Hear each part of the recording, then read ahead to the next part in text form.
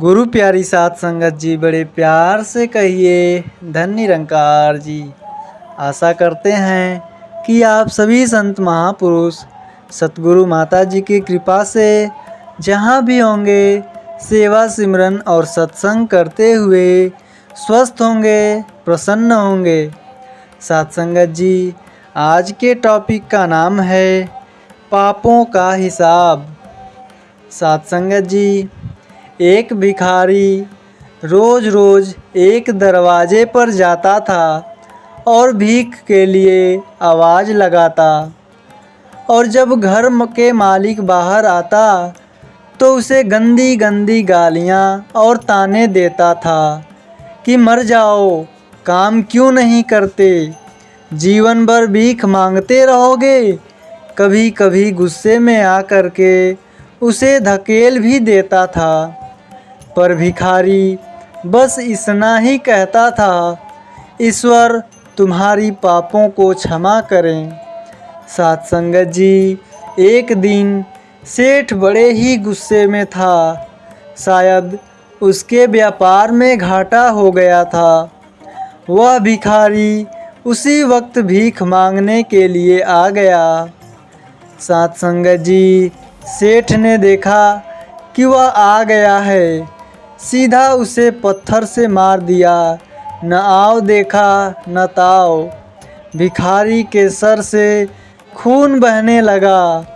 फिर भी उसने सेठ से कहा, ईश्वर तुम्हारी पापों को क्षमा करे, और वहाँ से जाने लगा। साध संगत जी, सेठ का थोड़ा गुस्सा कम हुआ तो वह सोचने लगा, मैंने उसे पत्थर से भी मारा पर उसने बस दुआ दी।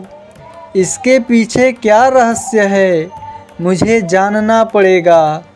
और वहाँ भिखारी के पीछे वह चलने लगा।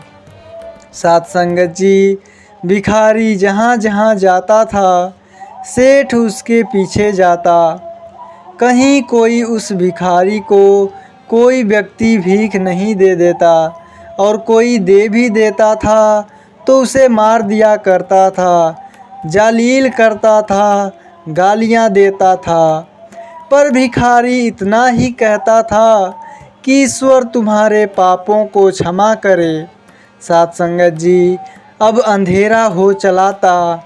भिखारी अपने घर लौट रहा था, सेठ भी उसके पीछे पीछे था।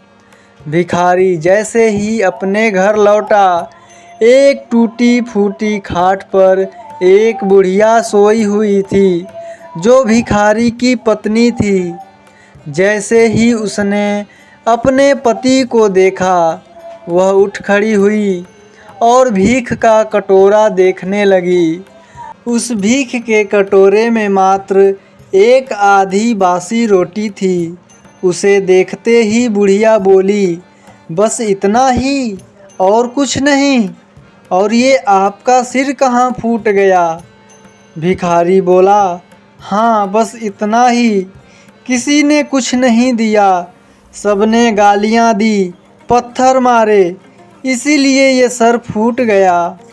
भिखारी ने फिर कहा, सब अपने ही पापों का परिणाम है।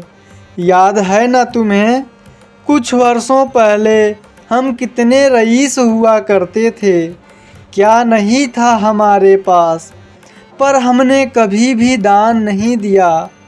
याद है तुम्हें वो अंधा भिखारी?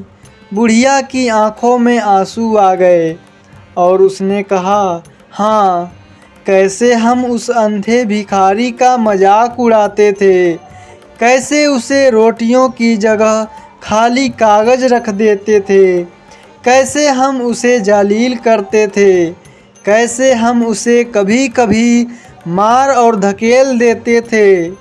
अब बुढ़िया ने कहा, हाँ, मुझे सब कुछ याद है, कैसे मैंने भी उसे राह नहीं दिखाई और घर के बने नाले में उसे गिरा दिया था। जब भी वहाँ रोटियाँ मांगता था, मैंने बस उसे गालियाँ दी। एक बार तो उसका कटोरा तक भी फेंक दिया, और वो अंधा भिखारी हमेशा कहा करता था, तुम्हारे पापों का हिसाब ईश्वर ही करेंगे, मैं नहीं। आज उस भिखारी की बद्दुआ और हाय हमें ले डूबी। फिर भिखारी ने कहा, पर मैं किसी को बद्दुआ नहीं देता हूँ, चाहे मेरे साथ कितने भी जातियाँ क्यों न हो जाए, मेरे लब पर हमेशा दुआ ही रहती है। मैं अब नहीं चाहता कि कोई और इतने बुरे दिन देखे। मेरे साथ अन्याय करने वालों को भी मैं दुआ देता हूँ, क्योंकि उनको मालूम ही नहीं कि वो क्या पाप कर रहे हैं। जो सीधा ईश्वर देख रहा है, जैसी हमने भुगती है कोई और ना भुगते। इसीलिए मेरे दिल से बस अपना हाल देखकर दुआ ही निकलती है।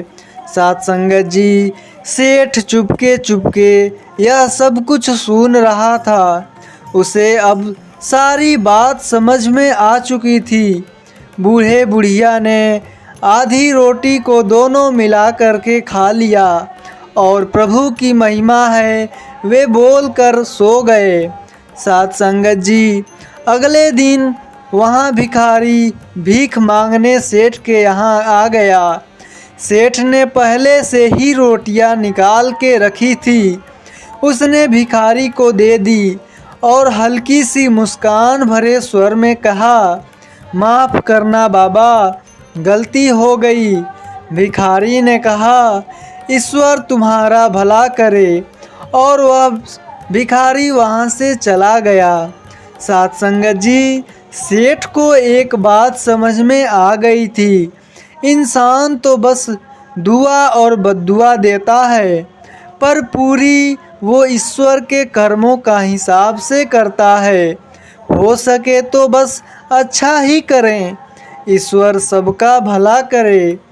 तो साथ संगत जी, उम्मीद करते हैं कि आज की यह साखी आप सभी संतों को ज़रूर पसंद आई होगी।